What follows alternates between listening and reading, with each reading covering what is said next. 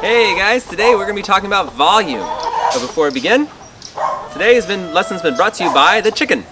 Not because I'm eating my chickens, but because I'm eating their delicious eggs pretty much every day. And so let's get to the volume. Now volume that we're focusing on is rectangular prisms. So, like how many chickens can you fit inside the box? Not really, it's more of cubes, but a good idea. Let's get to the lesson. So we're going to be talking about volume in this little lesson here. So let's go ahead and get into it. So let's say that we have this rectangular prism here, and we want to know how many of these 1-inch cubes fit inside. So the reason we have the 3 there next to the 3, it's showing that it's cubes. So instead of being two-dimensional like area, it's how many of these little 1-inch cubes will fit inside. So let's think about this figure here. So first thing we need to know is the length of it. Well, it is 6 inches long, and then it's 3 inches wide by 3 inches tall. So you have these 3 dimensions, those 6 by 3 by 3. And so now we can think about it as the bottom layer. So we have, if we put those cubes in there, we lined them in there very, very nice, and we fill up the bottom, we can see how many cubes fill in the bottom, or the base of the height. So that's why we have 2 different formulas. We have base times height, and we have length times width times height. Both of them are actually the same thing. So you can think about it as the length times width is the same thing as the base. So the base is the same thing as length times width. So 6 times 3 is going to be the base, which is 18. So if we counted there, we counted these cubes, we'd see that there was 18 of these cubes in the bottom layer. Or if we did length times width, 3 times 6, which is going to be 18. So basically it's the same thing. So we'll just focus on just the base, which is the same thing as length times width.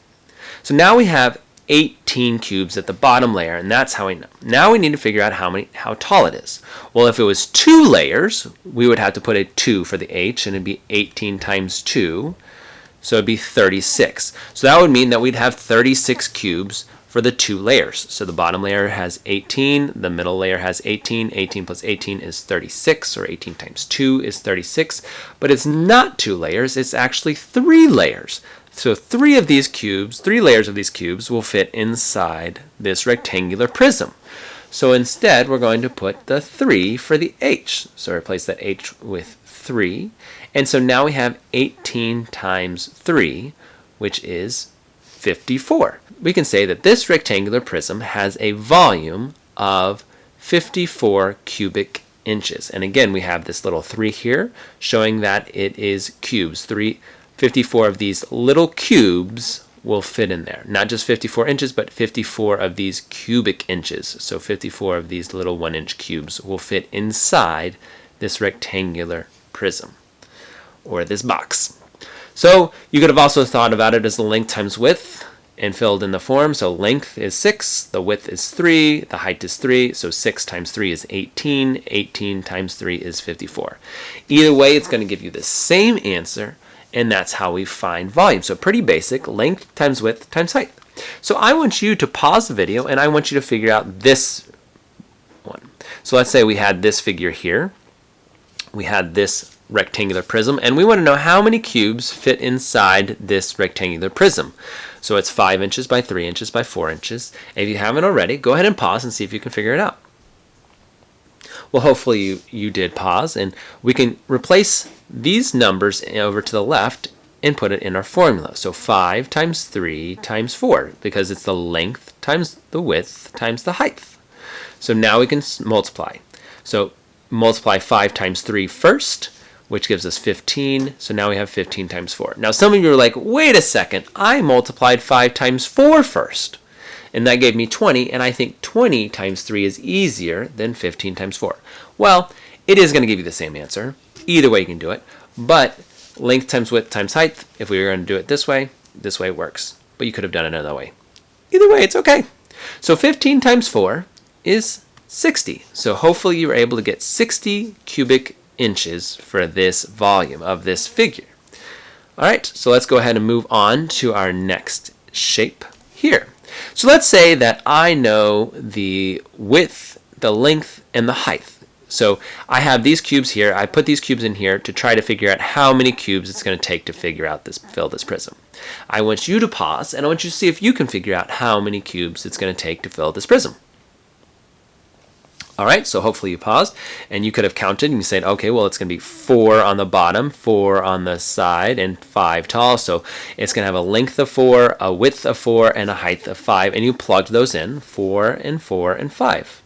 And so then you multiply those together, and I multiplied 4 times 4 first, which you could have done 4 times 5 first, still giving you the same answer. But 4 times 4 is 16. 16 times 5 is going to be 80. So 80 cubic inches is what it's going to take to fill in this rectangle. Not too shabby. So that's basically it. But you notice up here we have one more that talks about cube. So let's focus on the cube. So why is it the cube side by side by side, or s times s times s, which stands for side? So why is it like that? Well, really, it's the same thing as length times width times height, but the reason it's side, because if you know one side, because it's cube, all sides are going to be the same. So it's still a rectangular prism, but it's a special type of rectangular prism where all the side lengths are exactly the same. So we have 4, 4, 4. So that means we can replace this. If we just knew that one side of this cube was 4, we can fill in the whole thing with 4 times 4 times 4, because we know all sides are going to be the same length. And then we just solve. 4 times 4 is 16. 16 times 4 is 64. So we could say that this cube is going to have 64 of those little 1-inch cubes on the inside. So 64 cubic inches. So last one that I want you to do on your own is notice that we have a cube here. You know the length of these cubes were stacked inside to see how many of these cubes you're going to need. And you know that it is a cube, so all sides are the same. I want you to see if you can solve it. So hopefully you paused and solved it. So if we can imagine it all completely filled in with 3 inches on each side, so 3 cubic inches. So this is what it would be look like if it was filled in. So what would be the volume? How many of these cubes? Well, 3 times 3 times 3 is what we're going to plug in. 3 times 3 is 9, and 9 times 3 is 27. So 27 of those little 1-inch cubes are 27 cubic inches. So that's it. That's really all there is to volume, is length times width times height. This was a little introductory lesson.